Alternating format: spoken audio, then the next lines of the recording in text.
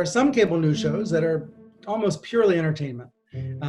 Talk shows that only bring on one side, ranting and raving about made-up controversies. And of course, I'm talking about Fox when I say that. There are cable news shows that interview newsmakers and world leaders. Do you think CNN does that too? Well, what shows are you talking about? I think at times you do have some very opinion-based shows at nighttime like you do on Fox. So which ones? Welcome back, and thanks for joining once again as we try to make some sense of this constant gaslighting that has become the norm over the last few years and is increasingly in your face. One of the worst offenders, in my opinion, is Brian the Tater Stelter, who has hilariously been given the title Chief Media Correspondent and Anchor of Reliable Sources. This guy is no correspondent or anchor of anything reliable. There are countless, endless daily examples of why this is the case, but we're not going to focus on that today. Today, we're going to look at an interview that Tater recently did with this 16-year-old kid with a news-focused YouTube channel called Raving Ryan. Nice name. So during the interview, Tater starts off with his usual shtick of attacking his business competition over at Fox News, when this young journalist calls him out for his obvious hypocrisy on these matters. Before we get into this interview, give me just 30 seconds to tell you about this special offer for my subscribers. Collagen makes your skin healthy and gives you a youthful look. It strengthens nails, hair, teeth, and gut health, maintains muscle, improves joints, and so much more. Get yourself a bag of Ageless Multi-Collagen. I highly recommend it. As an added bonus, if you order today, they'll give you free shipping, free VIP live health and fitness coaching for life, and a free e-report on the 14 foods for amazing skin. If you order today, you can save up to 51% off Ageless Multi-Collagen. And rest assured knowing this company offers a 60-day money-back guarantee, even on empty bags. Go to www.healthwithdronetech.com and order today.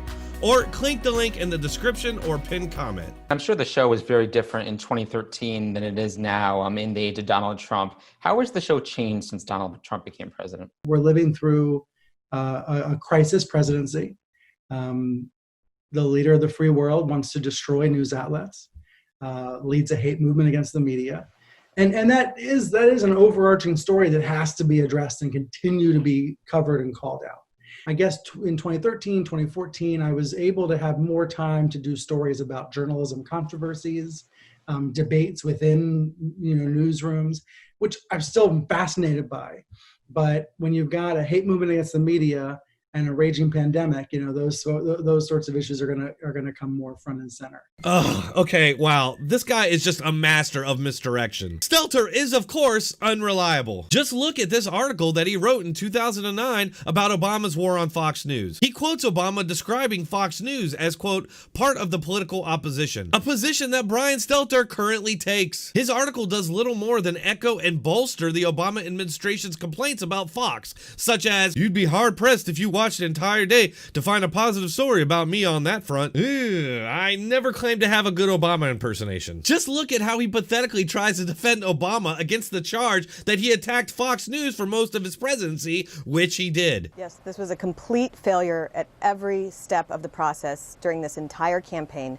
The media definitely They clearly and overtly and even told us that they wanted Hillary to win, and they gambled everything, including their credibility, on defeating Donald Trump and electing Hillary Clinton, and they lost. Just because we may like President Obama, we might forget that he spent much of his presidency attacking Fox News. Bill Clinton attacked right-wing He did not spend much of his presidency attacking Fox News. He occasionally pointed out what he believed was unfair coverage from Fox. Okay, I guess what maybe you need to realize is that for a lot of people who don't share your political opinions, that's what it feels like. What you're going through right now is what it felt like for the last 8 years. Remember that article I showed you that Tater wrote in 2009 about Obama's attacks on Fox News? Oh, would you look at this? As late as 2016, Obama was still complaining about Fox News, the only media outlet that was ever critical of the Obama administration. I want to move into more of a broader discussion about cable news. And I've watched a lot of it on all three of the major networks. And I would argue that when you watch cable news, you don't actually learn as much as you would if you watch what are the network shows, if you watch the nightly news or morning show. And a lot of it is moved into more opinion-based shows. Would you agree with that assertion that you could probably learn more of what's going on in the news from either reading the newspaper or watching maybe the nightly news? Well, I think it depends on what program you're talking about. I think cable news is too broad a brush for a conversation about like what the amount of content, the amount of information. There are some cable news shows that are almost purely entertainment, talk shows that only bring on one side, ranting and raving about made-up controversies. I'm confused. Is he talking about himself and CNN? Is he talking about MSNBC? When do either of these networks, or the rest of the mainstream media for that matter, ever bring on opposing points of view? It's increasingly rare, and I can't think of a time in recent memory that Brian Stelter has brought on opposing points of view. So, I don't know, maybe he's just doing some kind of self-reflection here. After all, CNN just got sued for millions of dollars for manufacturing a story that targeted innocent kids who were actually the victims, simply because one of them was wearing a MAGA hat. Then there was that time you promoted Jussie Smollett's fake hate crime story, again because it involved MAGA hats. Or, I don't know, how about the last 4 years of you claiming Trump is a Russian agent who was colluding with Russia? That didn't exactly turn out the way reliable Stelter said it would. So, yeah, he must be talking about himself and CNN. Wow, I mean, I'm really surprised. Good for you, Brian. And of course, I'm talking about Fox when I say that. Of course, the one channel that was pushing back against all these fake stories being reported by CNN. Talk shows that only bring on one side, ranting and raving about made-up controversies. And of course, I'm talking about Fox when I say that. There are cable news shows that interview newsmakers and world leaders. Do you think CNN does that too? Well, what shows are you talking about? I think at times you do have some very opinion-based shows at nighttime like you do on Fox. So which ones? I would argue probably Cuomo Prime Time, Don Lemon. I wouldn't say those are more new. I would say a lot of those are opinion-based shows. Would you agree? I think those are newscasts that have opinionated voices on them. Okay, this is where I really start wanting to smack Stelter in his fat potato face. This kid just called out what anyone watching was thinking, that Stelter is laying the bullshit on thick. And what's Stelter's response? To defensively turn it around on the kid and demand, what shows? What shows?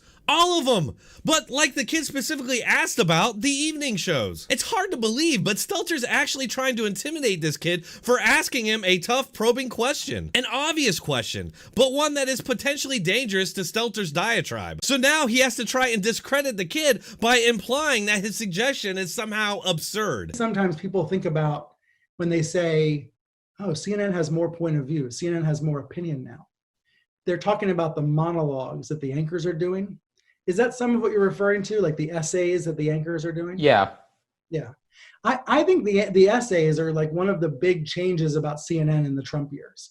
And I think that they are a necessary addition. What the fuck is he even talking about? For fuck's sake.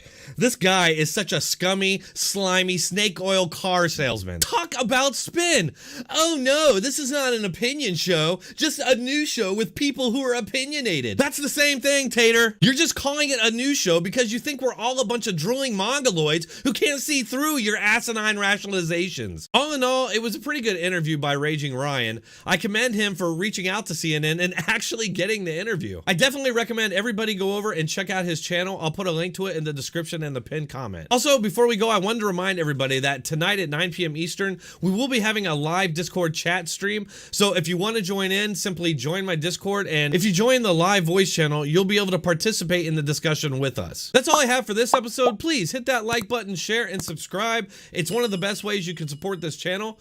The best way you can support this channel is by supporting the sponsors that keep us going. Or if you want to send a donation, you can do so on one of the platforms listed in the description or pinned comment. Thanks for watching. Keep coming back.